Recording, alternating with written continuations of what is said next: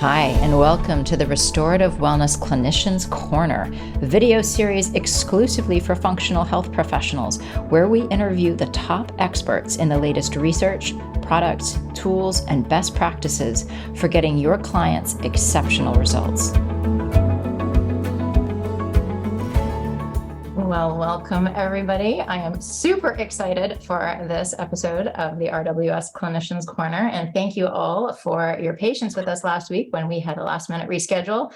I am so excited for today's guest, the one and only Shawn Wells, and we are going to do a deep dive into all things supplements at a level, like I know we teach it in our curriculum, but Shawn is like, he is the guy. I'm going to read you his bio. And it is impressive. So Shawn is the world's leading nutritional biochemist and expert on health optimization. He has formulated over 700 supplements, food, beverages, cosmeceuticals, and patented 20 novel ingredients, including teacrine, dynamine, and dihydroberberine, which has become one of my favorites, and is now known as the ingredientologist, the scientist of ingredients. Formerly a chief clinical dietitian with over a decade of clinical experience, he has counseled thousands of people on innovative health solutions such as keto, paleo, fasting, and supplements. He has also personally overcome various health issues, including Epstein-Barr virus, chronic fatigue syndrome, fibromyalgia, depression, insomnia, obesity, and a pituitary tumor. So he has been in the trenches from all the perspectives. He is a world-renowned thought leader on mitochondrial health and has been paid to speak on 5 different continents. His insights have been prominently featured in documentaries and podcasts like Ben Greenfield and regularly on morning television. His expertise can help any health-conscious individual to better manage stress and experience greater resilience and more energy through utilizing his practical research-backed solutions. His book, The Energy Formula, which I highly recommend, has been recognized by both USA Today and Forbes, as well as an Amazon bestseller in multiple categories. So Shawn, welcome. Hello. So glad to have you here. Glad to be here. We have an audience of practitioners, right? Yes. We all specialize in nutrition, and our primary tool, other than diet, which is a powerful tool, but really the place where we get the most leverage is supplements. And I always find it interesting. I mean, we teach about supplements, we work with supplements, and really, I feel like there still is very little understanding of truly like the process, like what goes into formulating a really good supplement, quality considerations. There's so many things I want to talk to you about. Before we get into that though, I want to know about your story because you have a really fascinating story. And I want to hear specifically what it was out of all the different pieces. And I know you dabble in all the pieces, right? Like, I mean, you know about so many things, but supplements specifically, I mean, you are the ingredientologist. What was it about this piece of the puzzle that drew you? Yes, that's a great question. I mean, first off, my mother, when I was growing up, had Shackley. I don't know if you know, like all the way back to the 70s, like she was selling Shackley to her friends. And, like before the MLMs, before supplements were even popular, this was like a European brand. And she had the tackle box like way back in the day. And I remember like the little vitamin E soft gels and, vitamin C was starting to come into its own with Linus Pauling and kind of this orthomolecular dosing, like, which really just that in and of itself upended the idea of supplements beyond treating deficiencies. This idea. Yeah, like orthomolecular means like just very large dosing. Like, up until that point, like you were thinking like 60 milligrams is preventing scurvy or something like that. And we hadn't seen in first world countries many deficiencies like pellagra and scurvy and rickets and things like that. And it's not very goiters and all these things that were in my textbooks, but you don't see too often. But this idea of orthomolecular dosing where a large dose may elicit a completely different effect, and something that isn't deficiency related, but may have, an acute physiologic impact that's wholly different, was interesting. And, certainly people were talking about vitamin C as it relates to potentially warding off colds, reducing your time in a cold. There's a lot more data on these things now, but interestingly now, vitamin C, you're seeing data on, cancer specifically, more in like the IV doses, and, doses that are even much larger than what I would have called orthomolecular back then with just straight ascorbic acid. In this kind of 35 to 50 gram range with IVs, but nonetheless, that really did change the path of a lot of things, and started that Linus Pauling Institute where they were looking at those kinds of things. So really interesting. And by the way, I got RSV last week at a Turks and Caicos Club Med resort that like wiped out this whole resort, and I was one of the casualties. So despite all the supplements and healthy things, sometimes I can get taken down as well. So I might have an occasional cough or whatever, but from there, really it took a while for things to take shape. Like I had a chaotic childhood, I'd say, like a lot of bullying. I became morbidly obese. My mental health and physical health suffered, and really just I had very low identity and self-esteem. It was just very difficult. And so it wasn't until college that I started changing my diet, started working out, and then started using supplements. And I started using creatine, whey protein, BCAAs, and all these things. I was reading all the muscle magazines, and I was reading this book, Optimum Sports Nutrition, by Dr. Michael Colgan, who was working with Olympic athletes and using different amino acid cocktails to, elicit growth hormone response and all this stuff. And I found it all like very fascinating. And I went to a doctor. I was going to school for business at Babson. And in between my sophomore and junior year, I told him, I'm like, super interested in all this stuff. I've had incredible results with myself. And, I was just going to leave it there. And I thought he was just going to make fun of all of it, like as a doctor. And this was in like 1994. And he actually drew out a lifeline for me, and I was 20. He's like, he drew out this lifeline between 20 and 80. And he said, why not be happy between here and here?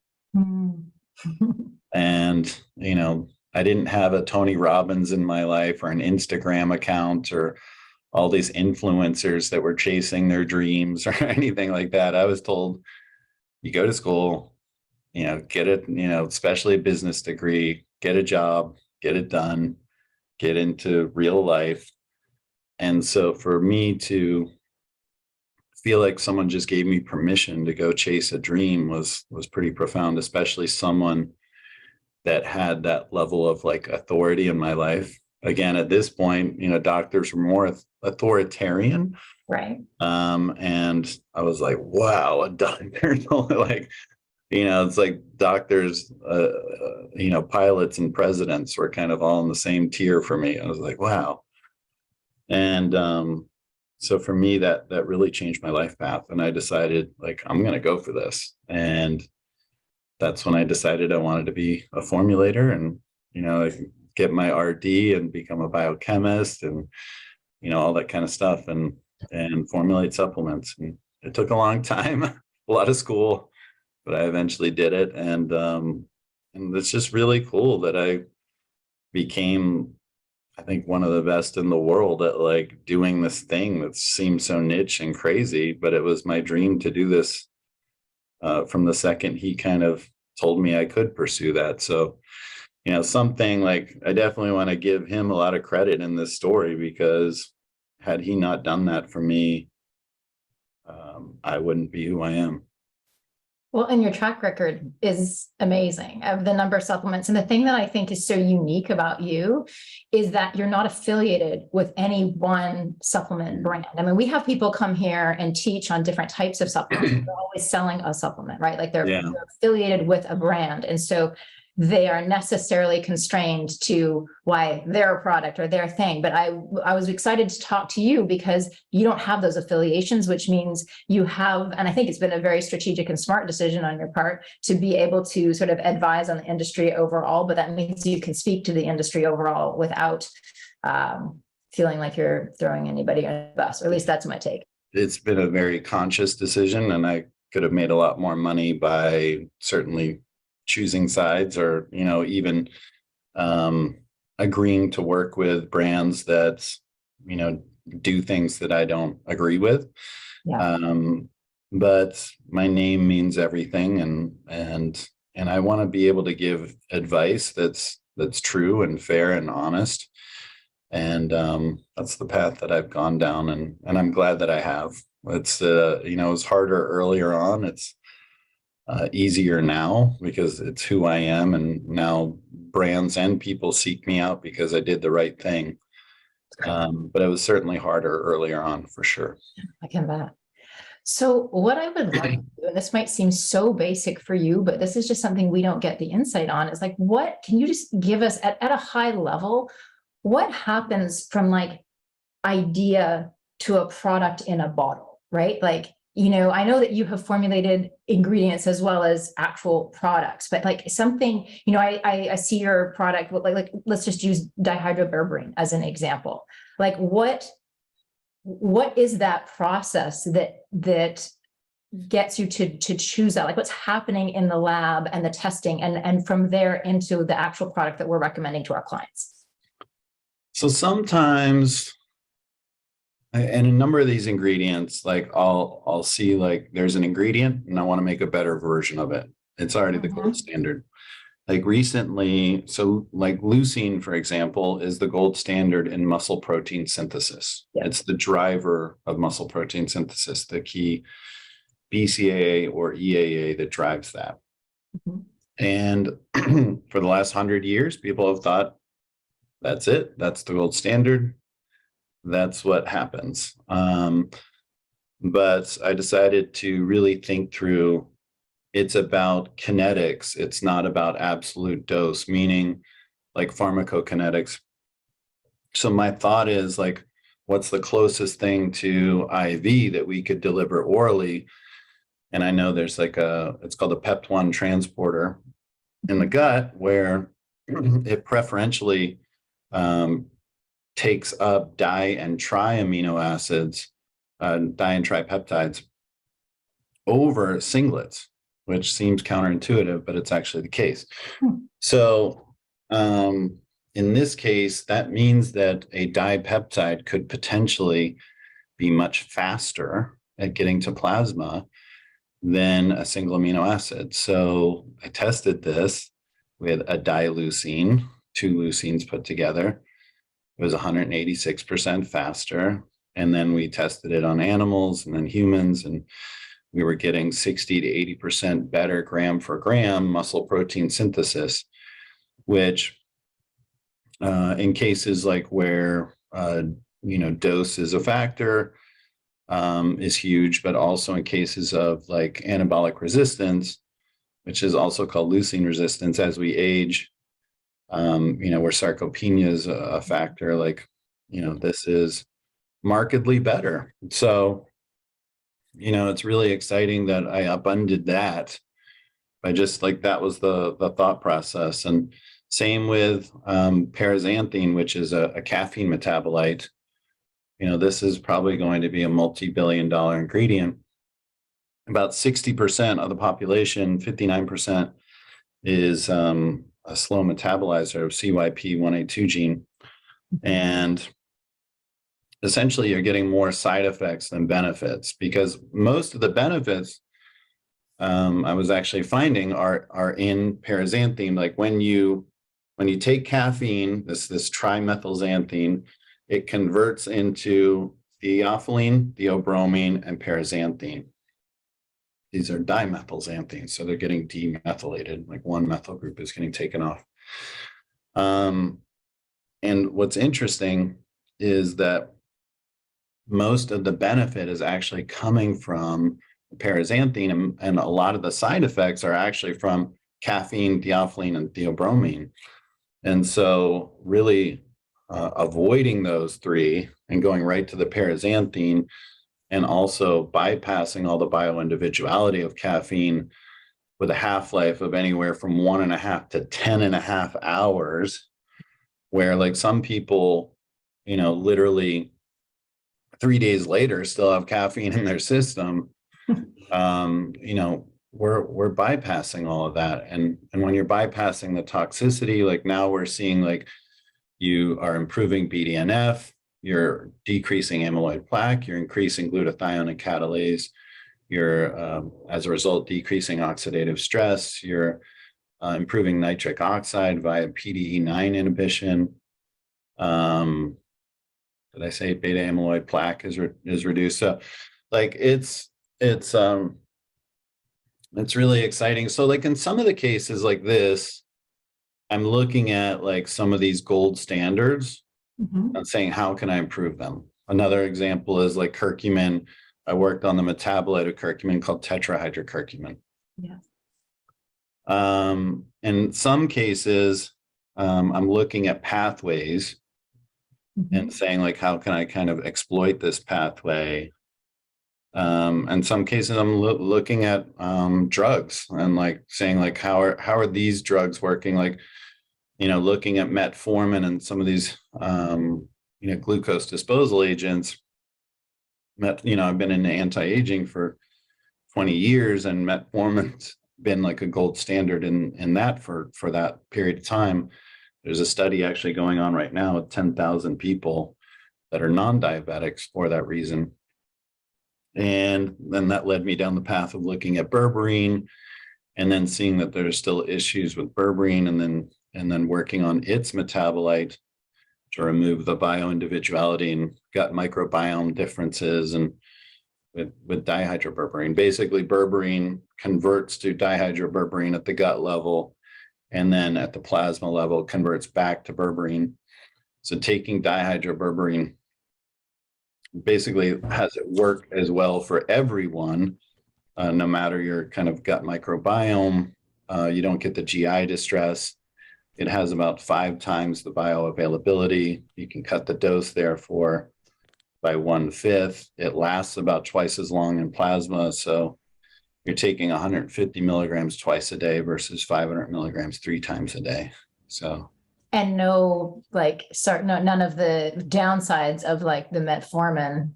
I was just in a talk with B12, like muscle wasting impacts of that, which it just seems to sort of, I can appreciate that in some ways it's the gold standard, in other ways it's got some very real and concerning side effects. Yeah, so it's a mix of a lot of things, and some people, approach me saying like this is the category of ingredient they want to see, and sometimes it's just technologies and working on masking agents and working on liposomes or nano emulsion or all kind like microencapsulation, a lot of different things. That's really helpful. So do you actually physically spend a good chunk of time in the lab? Yeah. Yep. Wow, impressive.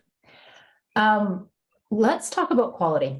So we know the basics, right? Like we're looking for those, we tend to work primarily with just brands overall that are very reputable for being very research backed, CGMP certified, with minimal excipients and fillers as much as possible.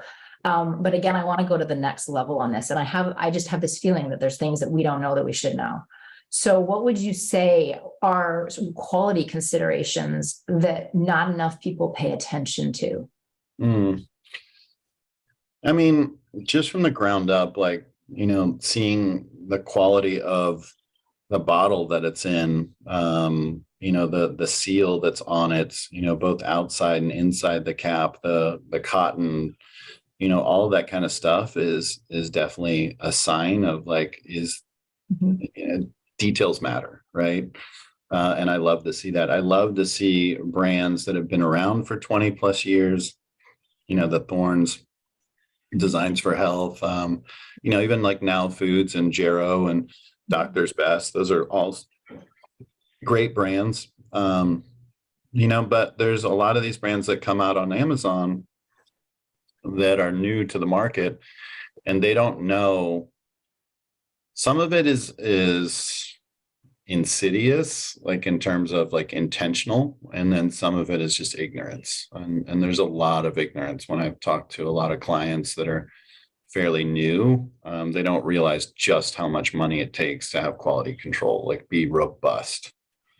It's expensive. It is very expensive. At some of the companies I've been at when I was a CSO, chief science officer at some of these companies, I had 20 people working on that kind of stuff. So it's like, you can start doing the math on that. And then when you start talking about working with these third-party labs, developing new standards, getting a lot released, in 2-3 days, like, that's tens of thousands of dollars. You're spending millions of dollars in testing easily, and then millions on your staff.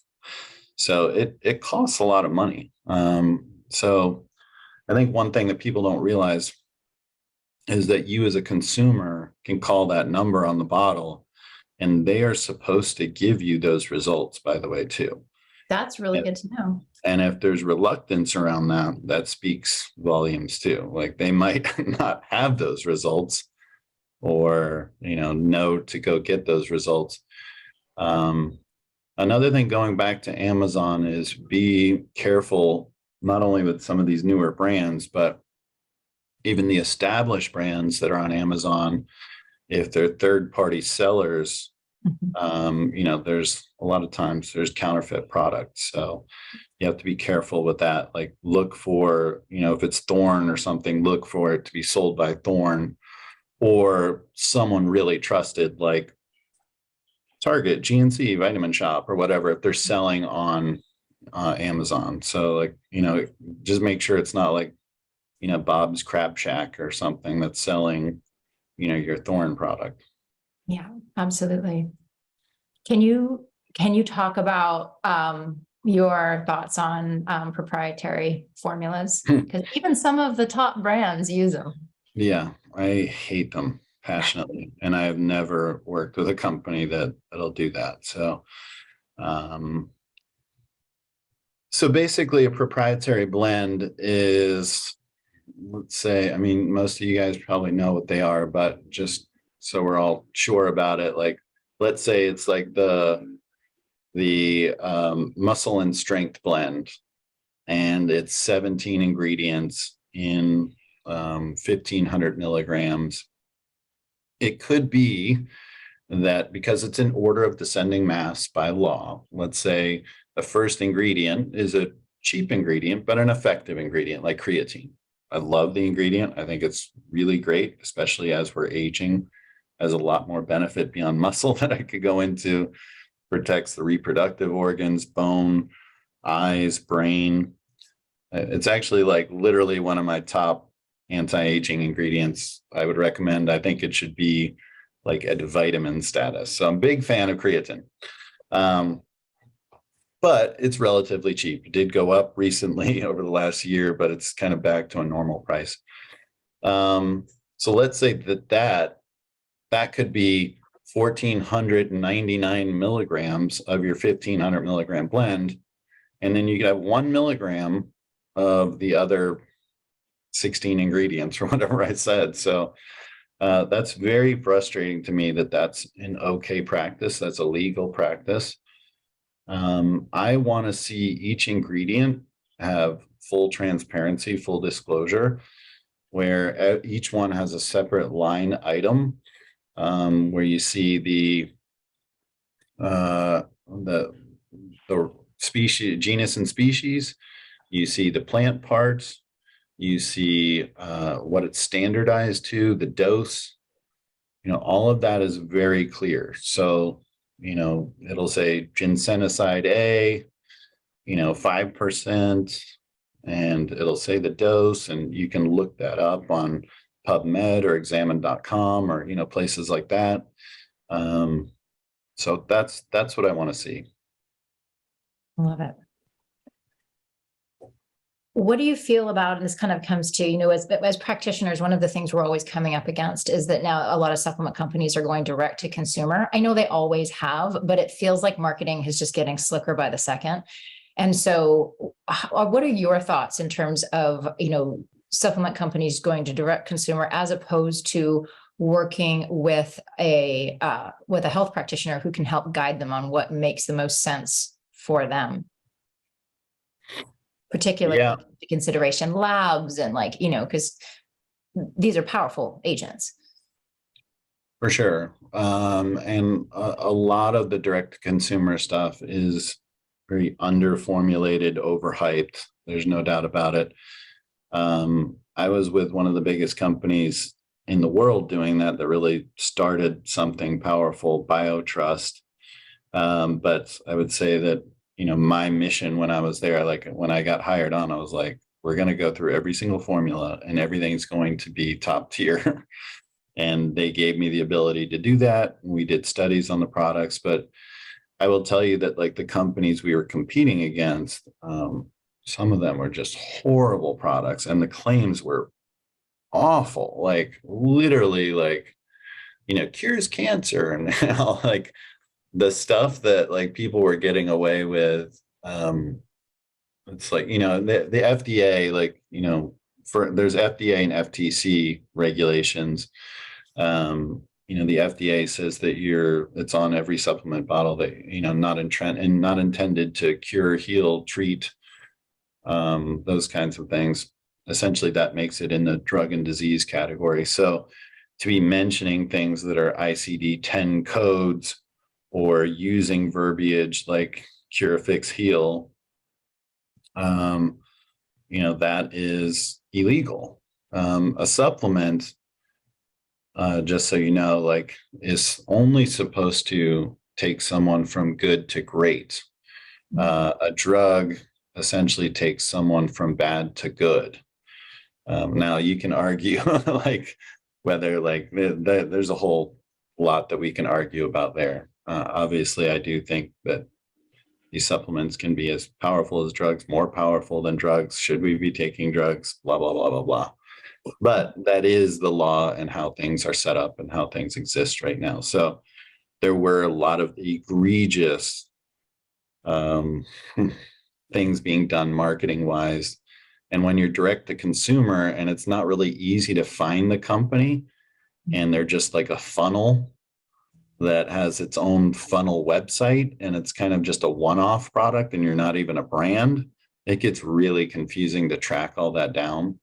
Yeah. So, that is real. And some of these products, were single products that were making, 30 million a year, like on this product. And you don't even know the brand or who's behind it.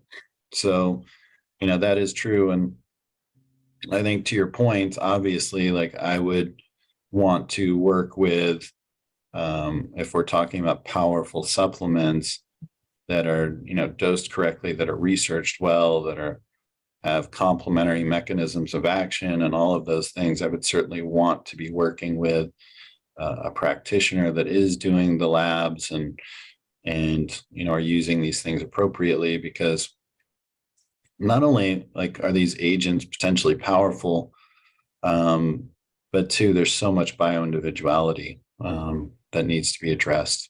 That now is a thing that I think we're all kind of grasping, that just because this worked for you doesn't mean it'll work for me. But I think that's finally a real discussion in the zeitgeist. Yes, finally. So just so I'm kind of condensing what you're saying here. So things for people to really watch for above and beyond kind of the usual is out of, so that these wild claims, particularly anything using the language of cure, fix, or heal, claims regarding anything that has that IC code, right? I think that's such a good point. Those one-off product funnels, I see those all the time and they just make me crazy. You're like, who is this? Clients send it to me. Can I take this? And I'm like, I can't even find the ingredients on this page. Right. Like, there's claims and cells and all this kind of stuff. You can't find the details. That's like a cue to run.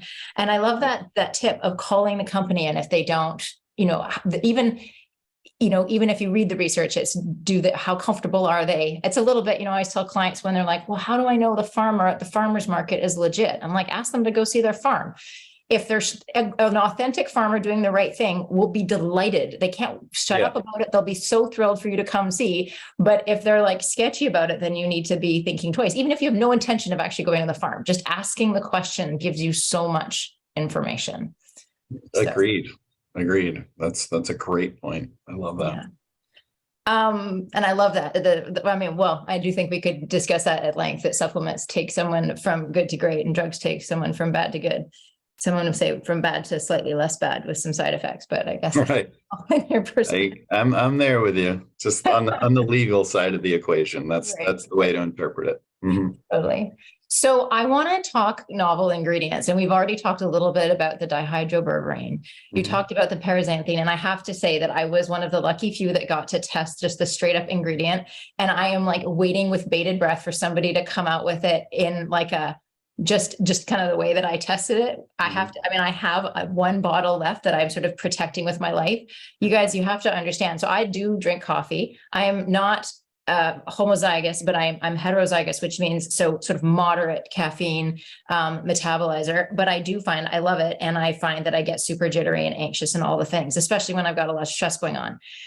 And I also get migraines when I don't take it, when I don't drink my coffee. And so I was really nervous to take this paraxanthine, and I just went cold turkey. Like I went from coffee, and I only do half calf, but still that little bit of caffeine does me good, to the paraxanthine, and I was blown away. It was just like, I don't know, like wind blowing through my brain. Like it was just the clear-headed was amazing. So I'm super excited to see that. Can you give us any tips? I know it's in like a pre-workout drink right now. Is there any other products coming out with it in other forms? Yeah, no, it's going to be a multi-billion-dollar ingredient, I think. And I don't know if people on here would know, but if you're in kind of the pre-workout fat burner realm, like my other two energy ingredients, teacrine and dynamine, were very popular, but this is going to be on a totally different level. And we're talking to some of the biggest companies in the world, not just supplements, but certainly on the energy front, and the Starbucks, the Monsters, everyone like that. So yeah, it's coming. We're in talks with a distributor right now, a couple of them, trying to decide on who will help us with kind of global sales and regulatory work. And we've already done a lot. We have about 15 studies and 30 patents filed, and it's been 7 years of work, and I think about $5 million in. So, but yeah, it's all coming. That's great. Any other, what I'd love for you to share is other like novel ingredients that practitioners should know about. And I'd like to dig into like clinical applications, like, a client presenting with this way, or this particular type of, dysfunction that we're seeing in their labs. Like we can get technical here. Okay. Let me see. I wasn't planning on showing this, but maybe let me see if this pulls up. Aaron, I'm going to answer your question. It's paraxanthine is the ingredient. It's not a full supplement. You can't buy it by itself. What form is available? Is the paraxanthine available in? It's in a pre-workout and a fat burner from Muscle Tech called Euphoric with an IQ at the end. And then the fat burner product is Burn IQ. And then there is an energy drink called Update. And you could go to drinkupdate.com, but the other products are available from Muscle Tech. But there's a lot more coming in the future. I can pull up. Do you want me to share my screen? Is that okay? Or Yeah, let's do it. Let's get technical. okay. I need you to enable me. I enabled you. Okay, cool. Let's see. You.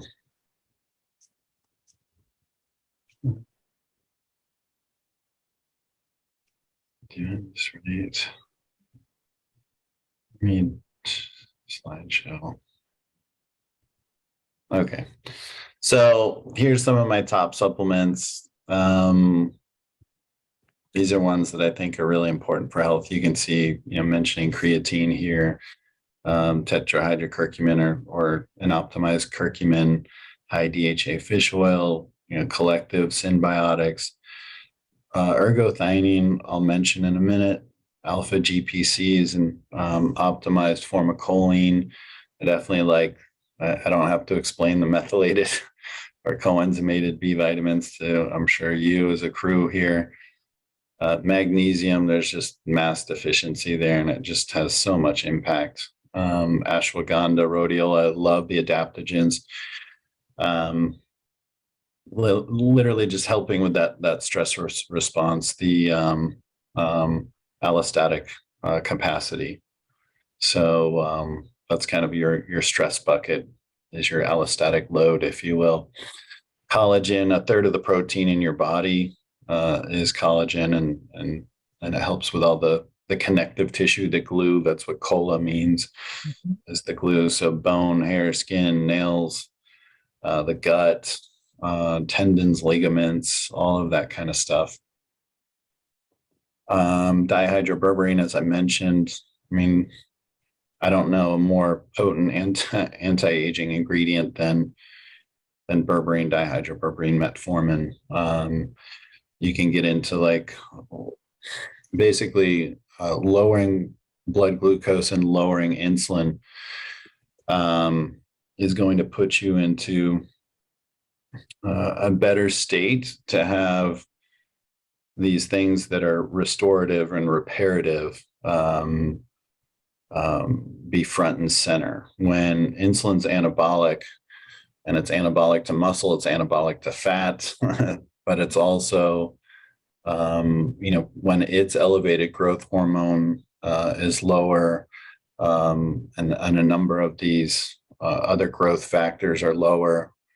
Autophagy is obviously lower. So having insulin lower is ideal. So even if it goes beyond glycation, inflammation, oxidation, and kind of disease states. Obviously, if you're type 2 diabetic, then, these are going to have a dramatic impact and be anti-aging. But even with people that are normoglycemic, they see the lower their hemoglobin A1C, they still see benefit. And it's kind of for the reasons that I'm talking about.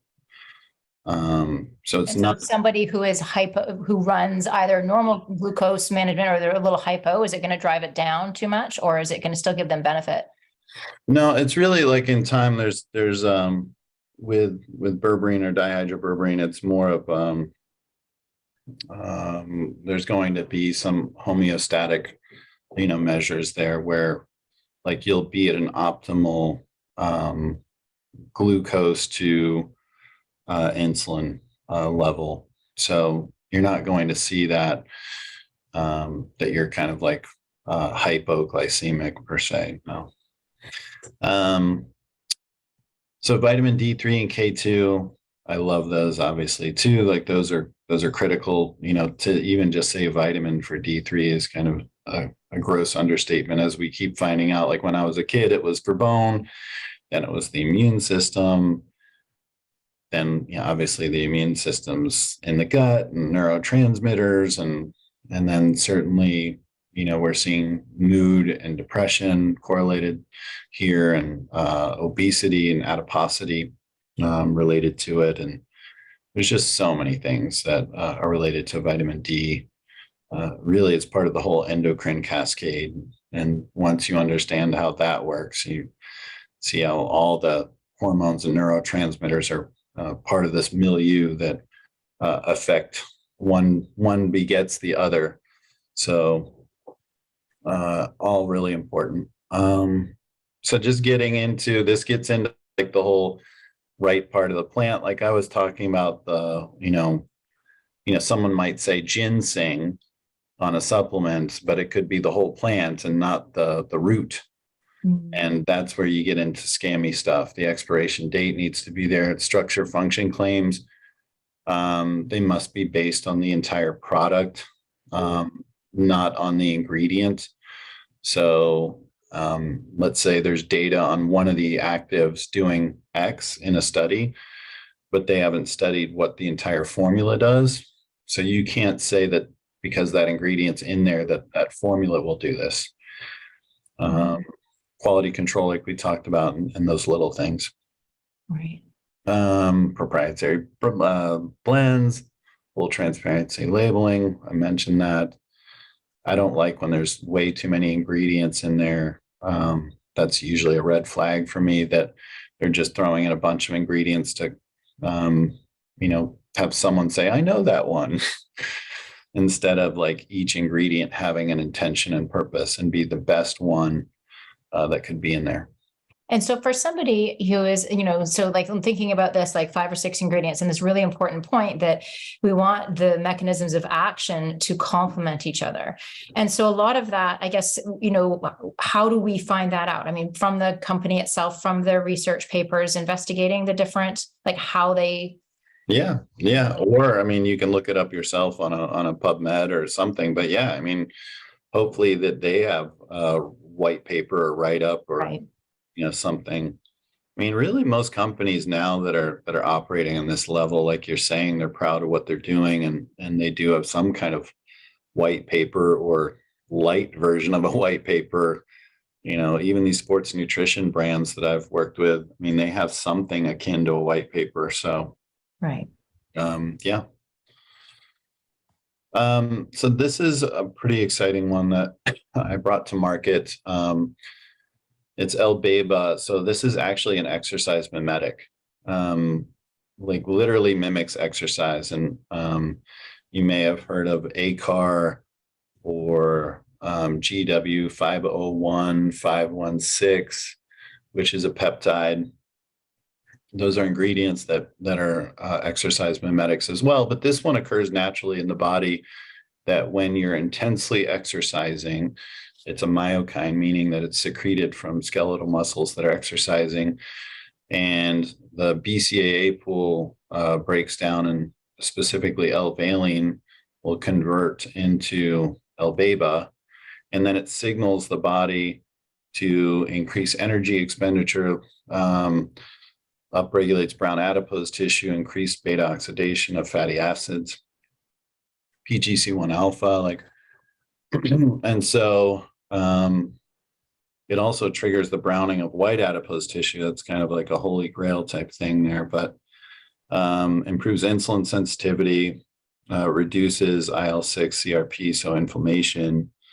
So pretty cool ingredient that, we can't say, again, per the FDA regulations, that, you can just sit there and mimic exercise. But what we do say with this ingredient is that you can augment your exercise. So basically get more out of each rep and each step. So that's something that so if someone was not training, would there still be benefit to it? And of course, all of us are always recommending that our clients move, but we also do, a lot of our client population, for a good number of practitioners here today will be people who are like really sick with like severe autoimmune disease, biotoxin exposure and things. So would something like this actually help them? 100%. Like, I mean, it's not like a claim that I would normally make, but Right. But yes, just understanding 100%. clinically, we could use it Yeah. in that way. Yeah, 100%. So it literally is like making your body think that it's intensely exercising. So, um, and you see all the benefit, not just what you'd think with, like, what I'm talking about here with energy expenditure and increased muscle mass and decreased fat mass and things like that, but you also see like changing in like NGF and BDNF with the nervous system and cognitive development, increased bone mineral density, and like VO2 max like can be altered. So Wow. everything that's associated with intense exercise is associated with beta, and we've shown that taking it orally does increase the plasma levels of beta. So there's a lot more research coming, but it is kind of a holy grail, and like I said, a lot more to come, but pretty exciting. Yeah. And then dihydroberberine, we talked about. L-ergothioneine. I brought this one out a few years ago, and it's now being called like the longevity vitamin, where and that's by Dr. Bruce Ames, who's kind of the most famous anti-aging researcher. He was attached to like acetyl-L-carnitine and alpha-lipoic acid research. Dr. Rhonda Patrick spun out of his lab. But this one may actually become a real vitamin. Might be the first one in, I don't know, 50, 60, 70 years. So there is a deficiency of it. There is like cognitive and disease impacts when you don't have it. It's not made in your body. Therefore, you need to supplement with it or take it through the diet. There is a transporter system that is unique for it in your body, which tells you how important this ingredient is, at least evolutionarily. And then there's also a storage system that's unique for it in your body. And it is a mitochondrial antioxidant. It protects the mitochondria in particular. It's not just a cellular antioxidant. So cellular antioxidants kind of have equivocal data because there's these redox reactions that are kind of important, and sometimes cells are meant to die. And we see some of these studies with cancer where some of the cellular antioxidants are actually counterproductive, except for maybe vitamin C. But this is one that works on a very different level because really, you mentioned in my bio that I love the mitochondria. And this is like at the core of aging, of biological versus chronological aging, is mitochondrial health. And really at the core of 99% of disease it's a metabolic issue. It's a mitochondrial issue. So, when the mitochondria is dysfunctioning, that's when you do get the glycation, inflammation, oxidation, and all of these things, telomere shortening, et cetera. So the mitochondria really is at the core of this, and to protect it, to have less mitochondrial dysfunction and allow for greater mitochondrial biogenesis, to allow your body to not be in what's called, the acronym is ICE, insufficient cellular energy states. In the brain, it's called brain energy gap, but it's the same idea, that there's like a shortfall of energy. And so protecting the mitochondria can be extremely powerful. And this is a very exciting one. So it may help rev up the mitochondria, up to 30 times better than glutathione as an antioxidant, outperforms CoQ10, vitamin C. So it's being looked at in a number of categories with exercise performance as well as the immune system. It's new to market, but it does occur in mushrooms, by the way, as well as organ meats, and then certain beans, I believe. but it is at a pretty low level, and the doses that you can get in a supplement are ideal for that reason. That's great. Spermidine, you guys may have heard of. I worked on a pure form that bypasses the wheat germ kind of thing. Like right now, the one that's on the market is wheat germ based in like 0.1%. So I have 100% that's fermented, that is pure. So spermidine is an autophagy stimulator. So that's kind of exciting, that it's kind of the fasting in a bottle, if you will. So that's a very powerful mechanism in anti-aging, to essentially have like the vacuum cleaner, if you will, go through your cells. And not only is it cellular autophagy associated with spermidine, but going back to, I'm a big fan of the mitochondria, that there's mitophagy that we're seeing as well be stimulated by spermidine. So really interesting ingredient as well, super low dose. I think it's one of the, like, ergothioneine, dihydroberberine, and spermidine are probably like my trifecta for like the ultimate anti-aging ingredients. I see a quick question about the spermidine. Is it safe for gluten sensitivity given the connection to the wheat germ? That's why I was saying that, like, I worked on the one that's like a pure form. Perfect. So it is just hitting the market, this pyrimidine that isn't wheat based. Great. And what's great about it is it's like a 1 milligram dose instead of like with this 0.1%, like you have to take like, essentially 2 full capsules to get the 1 milligram. Right. NAD, obviously an interesting pathway associated with the sirtuin genes and turning those on, important for health span. As we age, NAD goes down, but also NADase, CD38 goes up, which is the enzyme that breaks NAD down. So it's kind of a double whammy where you are making less and you're breaking it down faster as we age.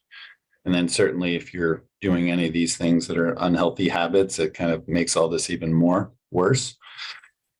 I am a fan of NMN over NR.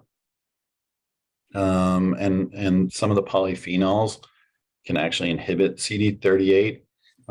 Probably apigenin and fisetin, some people say fisetin, are my 2 favorites when it comes to polyphenols. Those seem to be the most potent over all of those other ones that you hear a lot about, like even quercetin, but certainly pterostilbene, resveratrol, those kinds of things. Apigenin and fisetin are probably the most potent. So stacking NMN with those could be really potent when it comes to boosting NAD levels. Actually, like even better than NMN is niacin, like the full-fledged nicotinic acid. Okay. But you have to deal with the paresthesis, and it's a pretty high dose. So like 500 milligrams twice a day. So that would be, for some people, that's just too intense. Right. But it is something that I do employ, and maybe you could do a lower dose if you were stacking it with some NMN and the apigenin and fisetin. That could be an interesting stack where you're kind of like, what I talk about is like exploiting a pathway. You're kind of preventing some reversible reactions when you're stacking kind of pathway substrates. I'd have to show you like a pathway on this, but nicotinic acid is very important to NAD production. Pyridanthine we talked about, that's the caffeine metabolite. So you can see here that like basically, and my research is showing that this is a theory right now, but it's a really strong theory, is that this 3-methyl group is actually what's toxic. So caffeine is actually in plants to be toxic to insects. Theophylline is the bronchodilator, controlled substance, ton of side effects. Theobromine is in chocolate, toxic to cats and dogs. All of these have like pretty high in comparison to paraxanthine, LD50s. And, therefore, like that's the lethal dose, like toxicity measure. And so interestingly, when that 3-methyl group is removed, and even when we look at some of the metabolites of these compounds, we see the ones that don't have the 3-methyl group have much lower toxicity. So it's something that I've been exploring. But anyway, that could be part of this that we're seeing. Fascinating. So, yeah, you don't have the withdrawal or habituation. You don't have the adaptation response. You don't have all the side effects that are associated with caffeine. No. And you have way more benefits, like we talked about, with increased nitric oxide and the improved dopamine response, which, dopamine is neuroprotective as well. Think of Parkinson's, etc. The improved blood flow dilation. So it will be hitting the markets on some other forms, but if you wanted to try them, the Muscle Tech products or the Update Energy Drink, which is this one, you could do that. Dilucine we mentioned. So this is that 185% faster than freeform leucine, and delivers 86% more leucine into the muscle. And it's not just like it's a little bit better. It's that you could take as much leucine as you want and never get the results that you would with dileucine, because faster is everything. Faster is what's turning this thing on and optimizing it. And for some people, they'll never get there because of insulin resistance or low androgen levels. So, and that's what you see with anabolic resistance, essentially, as we age. Right. So those are some of my cool things, and then I have like my Instagram, if you guys want to follow that. I have a lot of cool I highly recommend follow Shawn. There's so much information in there. I have so many of your posts tagged for as resources. And I mean, thank you so much for walking us through these. I'm really excited to try some of these. So for those of you in blood chemistry or who have taken blood chemistry, we've definitely put in the dihydroberberine is now in our healing solutions. We love that. I have to tell a funny story, confessional here. In your book, you shared a story about taking that product and how you challenged it, like you ate a carby thing and ate the same carby thing. And so I was wearing a continuous glucose monitor. And so my guilty pleasure is macaroni and cheese. And I even the lentil macaroni, whatever, it still spikes my blood sugar. And so I was like, I'm going to do this for science. And so I ate it and watched my spike. And then I did the exact same thing a couple of days later, but I took 2 of the dihydroberberine beforehand. And it was shocking and amazing how it totally blunted that sugar spike.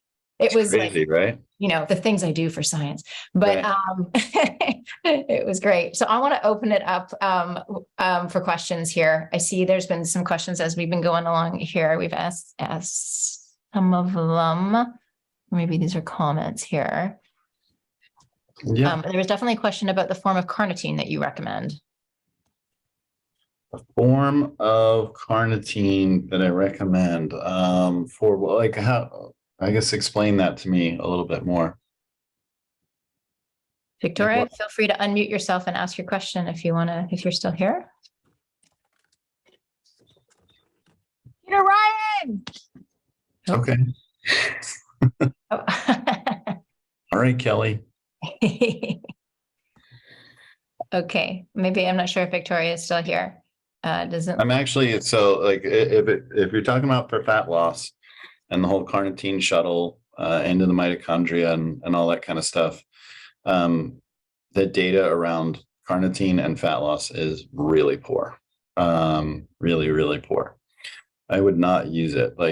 You really need a high glycemic load to push carnitine across this muscle gradient. And it would be similar to doing an oral glucose tolerance test. So it'd be like having 75 grams of dextrose, to get your 1 or 2 grams of L-carnitine across that gradient. So I really don't put a lot of stock into L-carnitine. I do like acetyl L-carnitine for the cognitive benefits. I do like that one.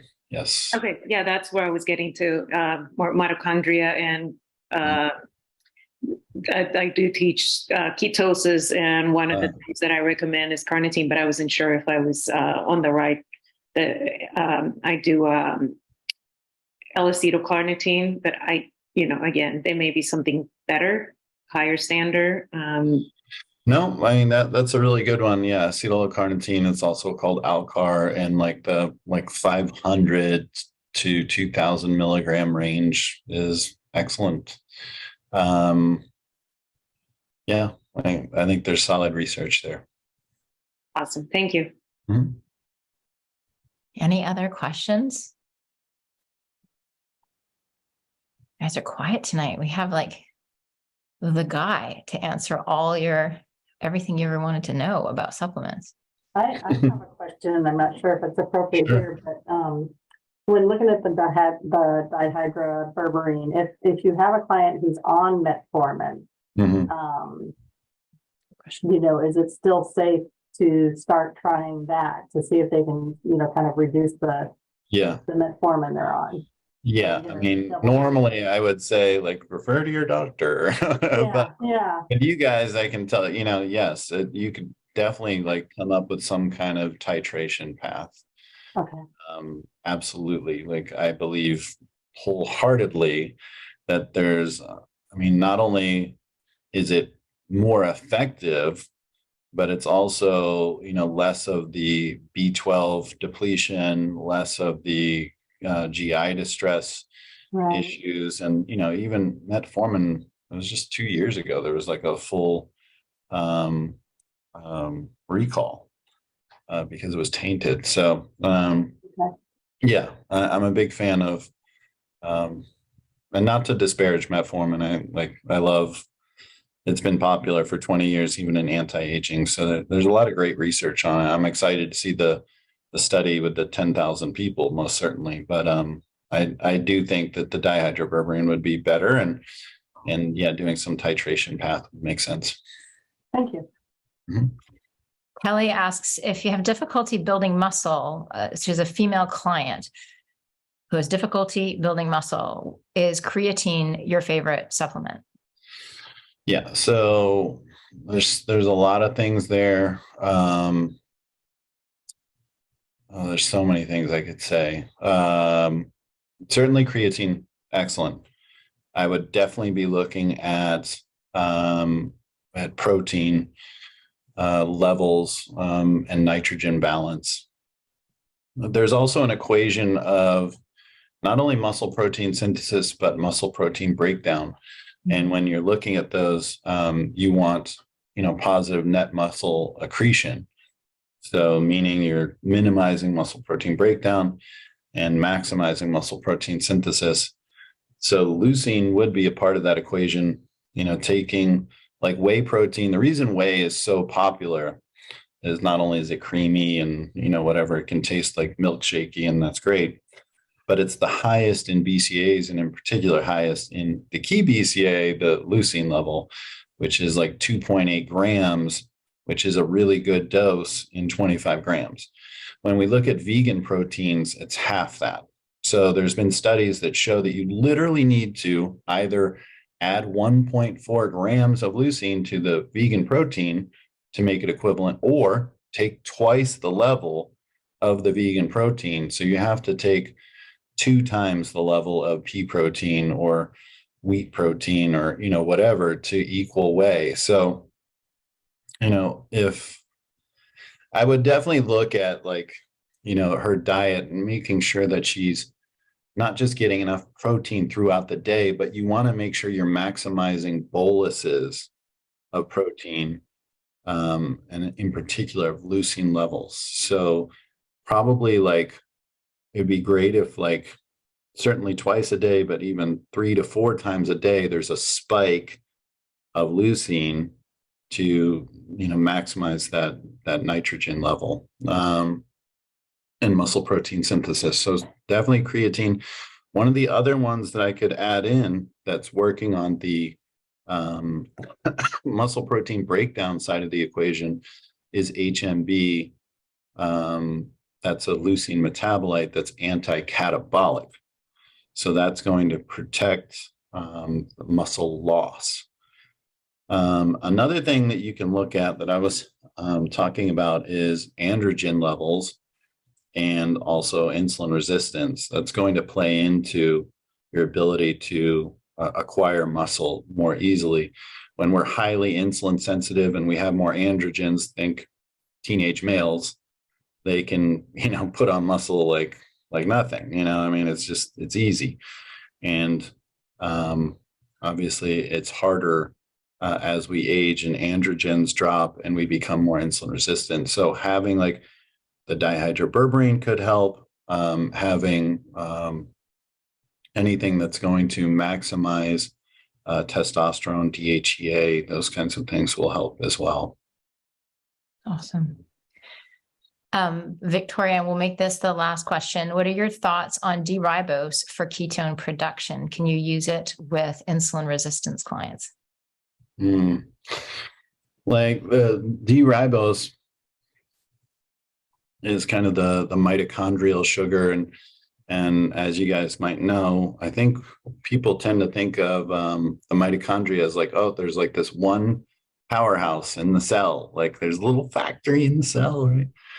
But people might not know this, that there's 5,000 of them in a heart cell. So the more energy dependent a cell is, the brain has more energy needs than, certain other cells, certainly than like a white adipose tissue cell, adipocyte, and a cardiomyocyte, like a heart cell, has 5,000. It's so energy dependent. So this is why things that are like CoQ10 or PQQ, like especially when there's cardiomyopathy, like they become magnified in their importance, because like in the heart in particular, there's just so many. So ribose, I do think could serve some benefit. The problem with ribose in the past has been people tend to underdose it. The doses in the studies are 5 to 30 grams. And it certainly is a sugar and has caloric impact as well. I do think I don't know for certain. Most sugars are 4 calories per gram, but some of the unique sugars have different calories per gram. So I haven't not looked up what ribose is, but I mean, let's just say it is 4, then, you're talking anywhere from 20 to, 120 or whatever at an effective dose calories. So it does have some calories. It may have like a glycemic impact potentially. So that is something to think about when you're talking about ketosis. That is a potential. If I was going to administer it with someone who is trying to be ketotic and has some degree of cardiomyopathy, then I would do the targeted ketogenic approach with my ribose, where I would administer like pre-workout. Obviously, you'd have to be, careful with your whatever this workout is with someone who's cardiomyopathic, but I don't know the whole like the details of all of it. So I could help more if you want to message me on Instagram or wherever. But you guys feel free to reach out to me there. It's just at Shawn Wells, SHAWN, and I'll answer my DMs directly if that's helpful. Awesome. Thank you so much. And I see your question there. Chloe, what I'd recommend is we're going to send out the replay for this in the next couple of days. So you guys have it. I would go back through those slides. Those were fantastic slides that Shawn showed. So you get all the details on these products there. Shawn, this is amazing. So Instagram, we'll send people there. Anywhere else they can get more? Yeah. If you go to energyformula.com, my book is, yeah. Get it for someone for the holidays. I think like the audio book is like $8 or something like that. But I have the Audible, which I read myself, the hardcover, the soft cover, and the ebook. I have a video course coming out soon that I've been working on. So, Let us know. We will send it out as soon as that's ready. We will promote that. I would love to get that out. I mean, as you know, the book is stacked. Like, I'm very proud of it. It's a great book. Very reasonable price. Like, I talk about all my supplement stacks. I talk about all the biohacking devices. I review everything, like different modalities and techniques, and none of it has any, angle or bias on it. I hope so.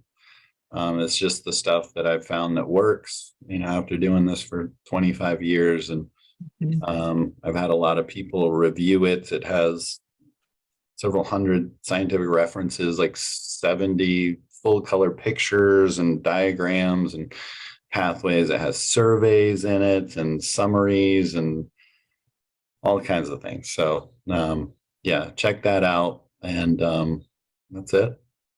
Awesome. Thank you so much. So Yeah. great. And everyone, I hope you enjoy. This is our last Clinicians Corner for the season.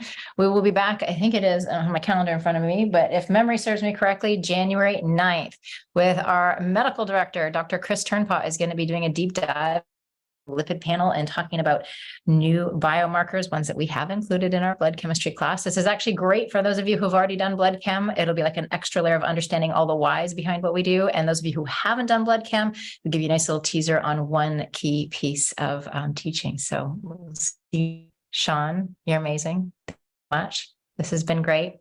Yes, thank you. Happy holidays to all of you, and appreciate your time. Yes. Well, thank you all. Have a great night, everybody. You guys. Bye. Thanks, everyone.